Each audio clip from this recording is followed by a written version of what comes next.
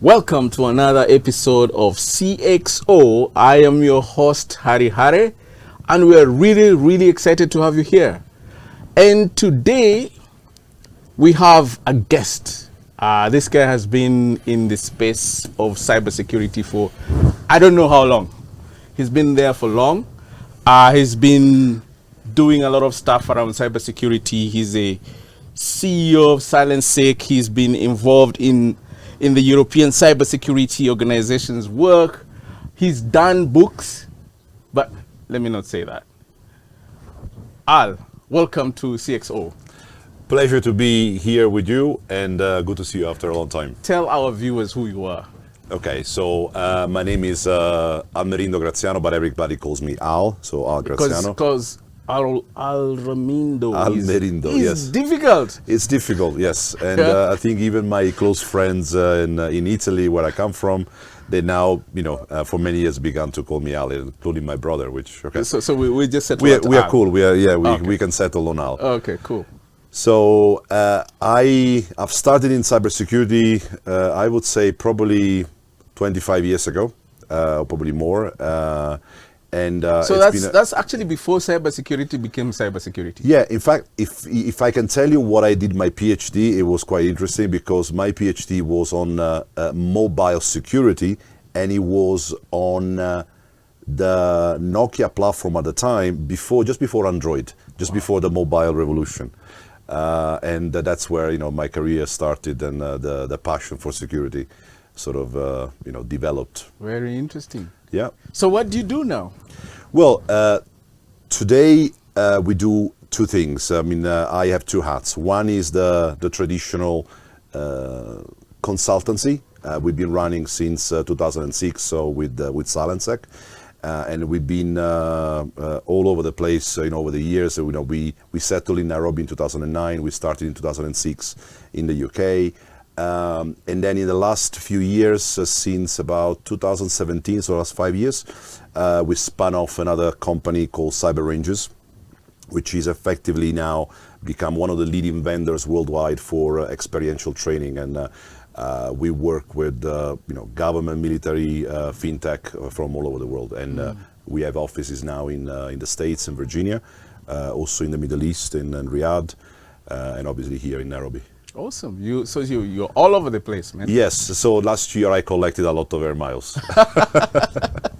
So tell me, with the extensive experience in cybersecurity, what do you believe are the most pressing cybersecurity challenges that CIOs and CISOs need to train their eyes on? Well, if I were a CISO or a CIO, I would put a lot of emphasis on the talents and on the people that are in the team. Technology is moving at a very fast pace, and there are great products out there. The problem is finding the people to use those products and to develop and execute the security processes. If you look at the current talent gap worldwide, we were talking about 3.5 million last year. So, if you are a CISO and trying to beef up your team, you're going to find it very hard to find talented people to work in your team. And, if you don't have talented people, that's really the first struggle. And this year is going to go even higher because now we are witnessing the integration of the cyber and physical space. So we used to have, ICT, and we used to have, OT physical. Yes. They are getting closer and closer. Yes. And now you're going to add the gap on OT security. Yeah. OT, operational technology. Yeah. So anything from, the PSC control systems in any, critical infrastructure. But then you're talking about IoT, which is, very popular and very important, especially in Africa, for smart cities all over the world. And a new generation of security professionals need to be trained also in those areas, not just the traditional ICT. So the gap is getting huge at the moment. So how do we do this? Because you see, I've had this discussion about talent. In fact, at one time, it was being called a talent war, where you have big organizations who can afford like super talented people, and then you have smaller organizations who struggle to afford those skills. How do we, because it looks like it's a bigger problem, so how do we handle that? How do we create that pipeline of talent for the different areas within IT and OT? Yes.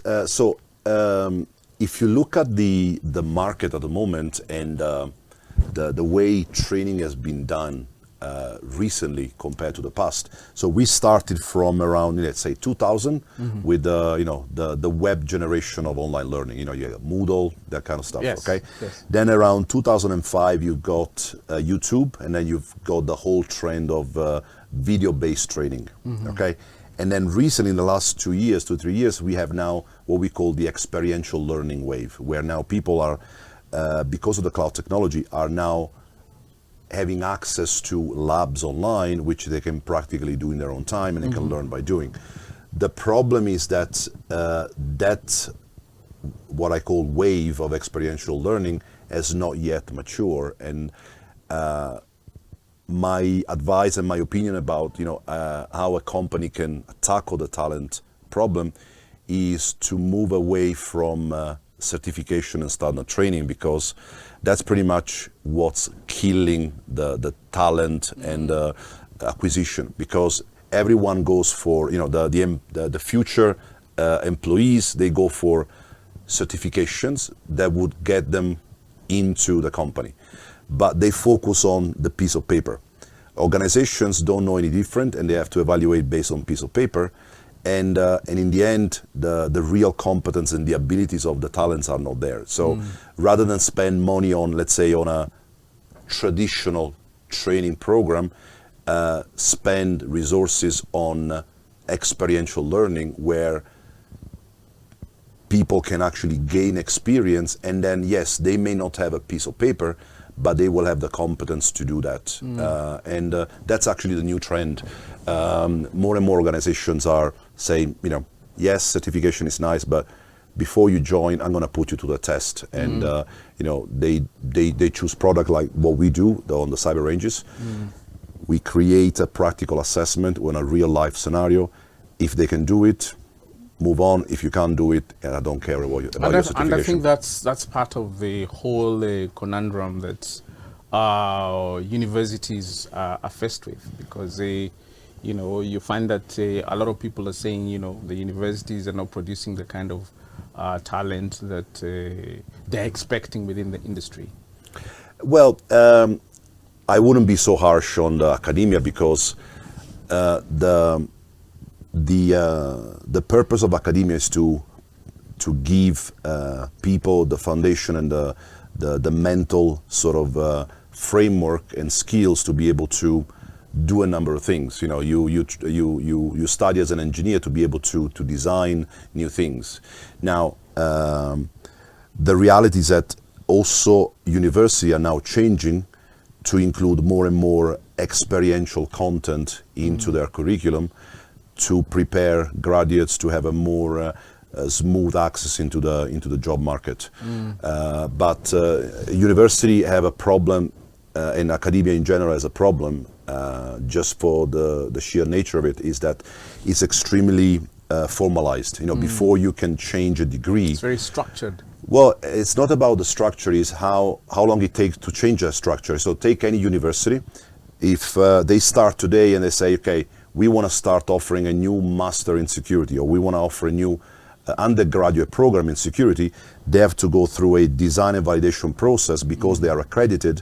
It's going to take them a couple of years. And so it cannot move fast enough. And that's what we see, is a lot of universities, because of the time it takes to produce these new degrees, are complementing their educational offering with experiential training labs. It's okay, you can do this, and then you can also take a class to learn about acquire practical skills. Correct. So tell me, I've been asking everybody this question, and sometimes you get very interesting answers. But it's, who is responsible for cybersecurity within the organization? Well, definitely there is a leadership strong leadership component. In other words, security doesn't get created by itself. You need processes, you need security controls, you need resources in general. And the keys to resources are with the senior management. If they don't provide resources, people cannot do their job. And security is one of those areas where you don't see the resources, the effect on the resources. You see the effect of not using the resources. Until you're hit. Until you're hit. So it's one of those things where, we not had any security incident recently, so why should we invest? Well, the reality is that you actually have potentially been breached. You don't know yet. And there is the usual time to discover the breach, which is in months. So senior manager in a company needs to understand the importance of security. And many have learned the hard way because of the pandemic and the fast convergence to cloud and home-based work. That has opened up a lot of security risks that people before didn't deal with, or could afford not to deal with. So I've been a proponent of saying that I think we need to take a different angle to cybersecurity, especially within the corporate, and look at it as a risk area as opposed to just cybersecurity. Because I feel like when you say cybersecurity, it's thrown to IT, and everybody within the business shies away, and it's left to either the CIO or the C.E.O. So what's your point on this? It's absolutely correct. I mean, the basis of the pillar upon which security is based is risk and risk management. In other words, you secure based on the risks that you face and what is acceptable to you as an organization. Okay, so and that drives the spending, drives the effort, drives the timeline. If you don't know what your risks are, it's like you have a house and you secure. Imagine you are living in a high-rise apartment and you have no balconies or anything. One of those glass buildings, and you start putting bars on the windows to prevent people from coming in. Well, chances of someone coming in from the 20th floor is not very likely. So that's in corporate domain. The corporate domain is about understanding where the risks are and emphasizing the security where it would hit and where it would not be acceptable. So tell me, for organizations that a lot of companies in Africa, they seem not to have or prioritize security or cybersecurity, and as you said, until something happens is when. What would you say are the critical things that people need to look at when they're thinking about cybersecurity? How can they build some kind of strategy for them to have that level of security? Okay, so I talked about the talent. Yeah. Okay, I'm just going to add a little comment on that, and then I'll give you another perspective.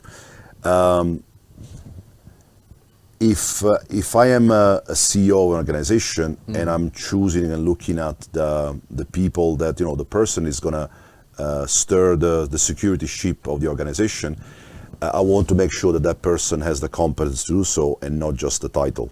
And unfortunately, in the market, usually people are hired because of the title, but we seldom look at the actual practical experience that they have. Have they implemented security? Have they or have they just gone from company to company? And this is quite often the case.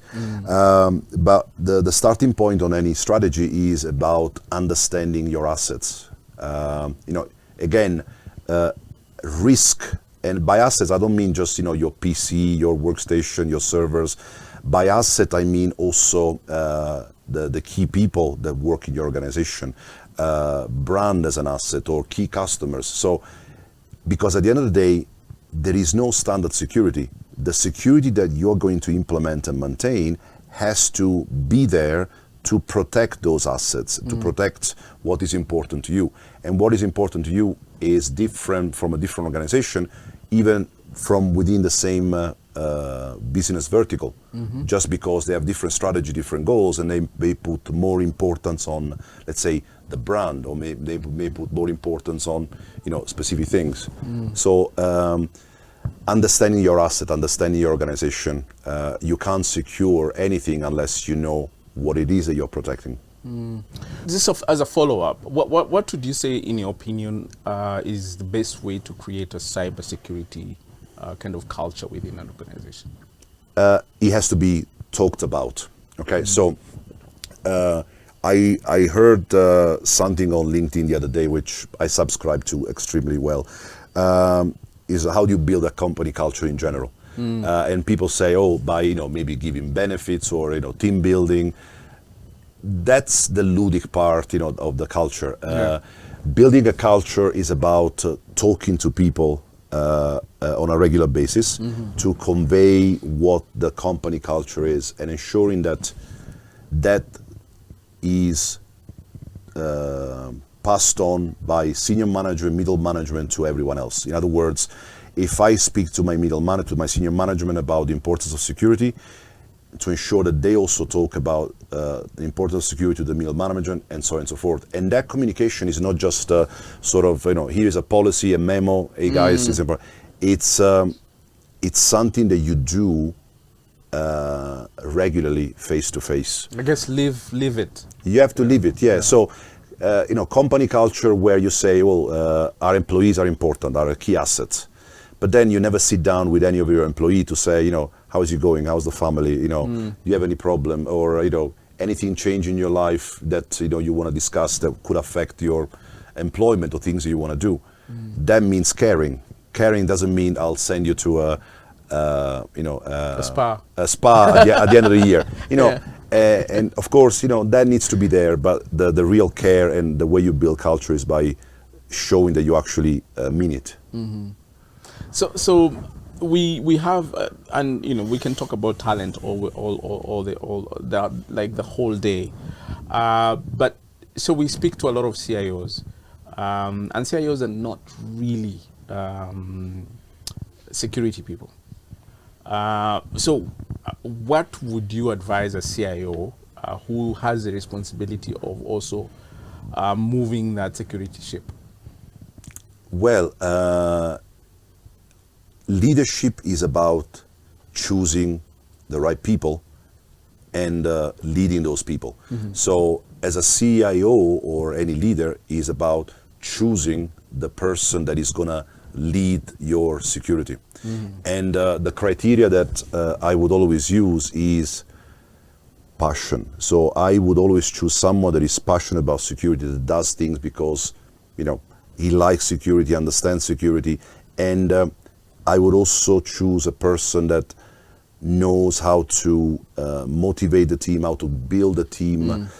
The rest comes naturally. The rest, there is enough products, there is enough knowledge out there to be able to do things. Not to talk about talent all the time, but everything goes through that. So as a CIO, I would focus on choosing the right leadership in the security team. So when you look at the landscape now, what do you see as the trends around cybersecurity, say in the coming 2 years? What are you seeing? Well, the cloud has become quite an important trend in the last few years, especially during the pandemic. I see a lot of also coming back from the cloud and understanding what to keep in the cloud and what not to keep, because obviously cloud services provide a lot of benefits to organizations. They offload management infrastructure and they can offload risks.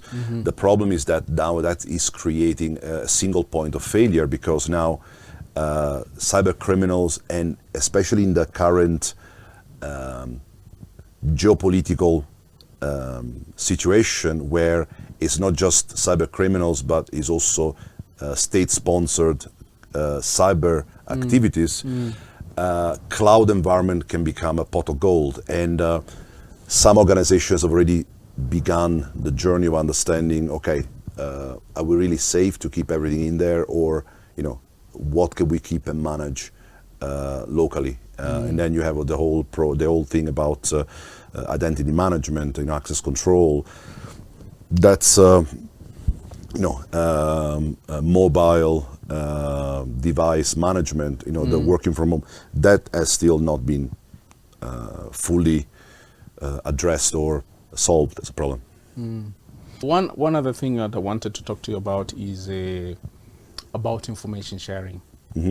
I know a lot of organizations get breached, and it becomes taboo to even say it. Is that the right way of doing it, or should people actually collaborate and share information about these breaches? It's always about risk. Sharing and brand reputational damage is obviously a risk that organizations are very wary of. But collaboration and it could be between peer organizations and suppliers, but is important. I mean, we do, for example, a number of national cyber exercises for different sectors. We've done, for example, one in Bahrain last month, so in December, for the entire telecommunication sector. We've done for the entire financial sector in the Emirates last year.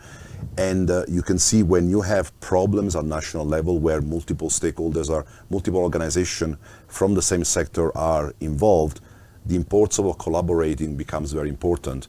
And some countries have reached a very good level of a good level of maturity in doing that, but it's still not clearly defined around the world how to share information, and there are going to be challenges. When it comes to the breaches, I always say go back to first principles, again, the assets. Most organizations don't know what information they have. They don't know where the information is. They don't categorize that information, and they don't apply controls based on the classification level information. So everybody talks about DLP. Nobody talks about information classification. Nobody talks about information discovery, which you have structured and unstructured. You have information in file servers, you have information in relational databases, you have information on cloud and big data, and the tools for discovering information are different. You need to then classify the information. Many organizations still apply protection to information without risk assessment. In other words, I'm going to do DLP. DLP is the control, but what are the risks? Where is the information?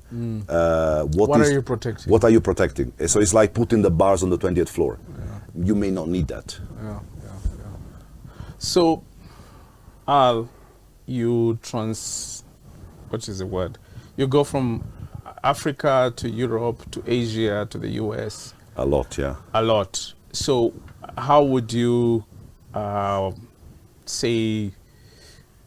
look at these regions and their preparedness in terms of cybersecurity?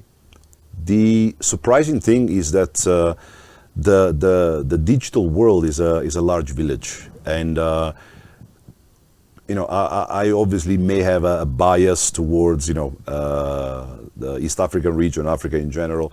And sort of I have my strong opinion on that. But if I look at, anywhere from the US to Asia, there is a lot of commonality across organizations. Similar problem. The technologies are the same. What you buy here is the same what you buy in the US. You have incredible talent in Africa. You have incredible talent in other countries. The percentage may vary, but there is a lot of similarities. What changes mostly is the application of technology for specific use cases, but then the technologies are the same, and the controls for security, those technologies are the same. So here in the region, we have a lot of leadership in mobile money, microtransactions, which is unique in the world, and we are exporting that around the world. In other countries, the microtransactions and mobile money may not be that popular, but you still have the same technologies used for delivering, e-banking and other similar transactions. So in the end, security is common. There is not a huge difference. Okay, so the last question to you is about cyber ranges. What is it? So Cyber Ranges is a next generation cyber range platform. It's a platform that we have designed for experiential learning. I'll give you an example. You want to learn how to defend an organization. Okay, so you want to become a SOC analyst.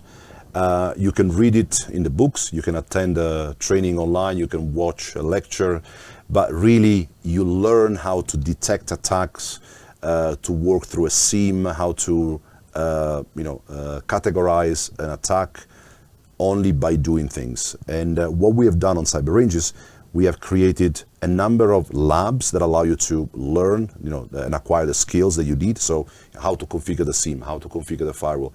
These are the building blocks. And then we create realistic environment, such as a fictitious organization with, demilitarized zone, a server farm, and all the rest.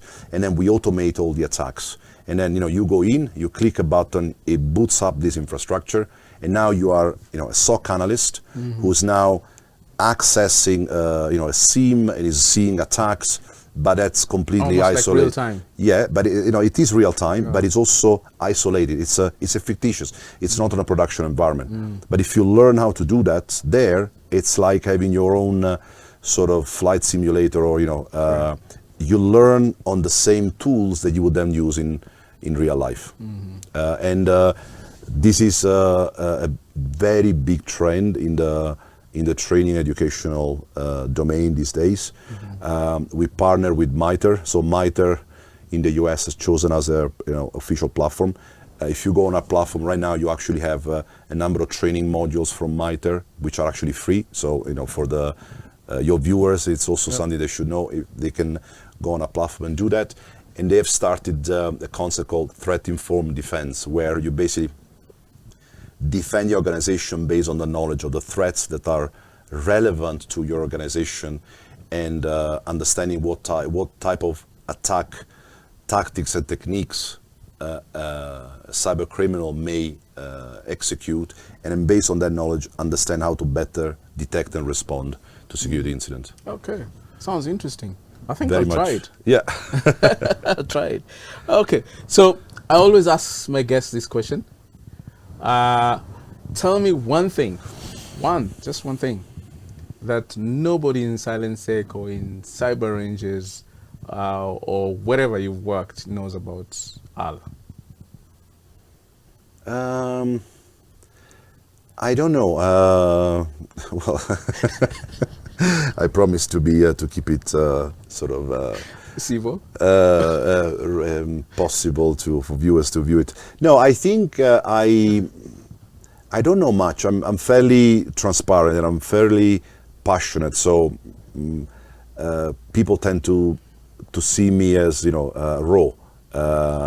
In fact, sometimes I have to think about how I have a strong tone of voice, for example, and so I need to sometimes tone it down. But overall, I don't know. Maybe something. I don't share much about sort of personal life and family. Obviously, everybody knows kids and family and everything. But I tend to keep them a little bit sort of separate, apart from close friends. But other than that, fairly transparent. Okay. Thank you very much, Al. Welcome. Yeah, Good to be here. It's been nice talking to you. Likewise. There you have it, guys. So cybersecurity is largely around people. So you need talent, you need to have a strategy in place, but most importantly, it's everybody's responsibility, and the leadership within the organization is critical when it comes to cybersecurity. Until next time, this is C.E.O, and we say bye.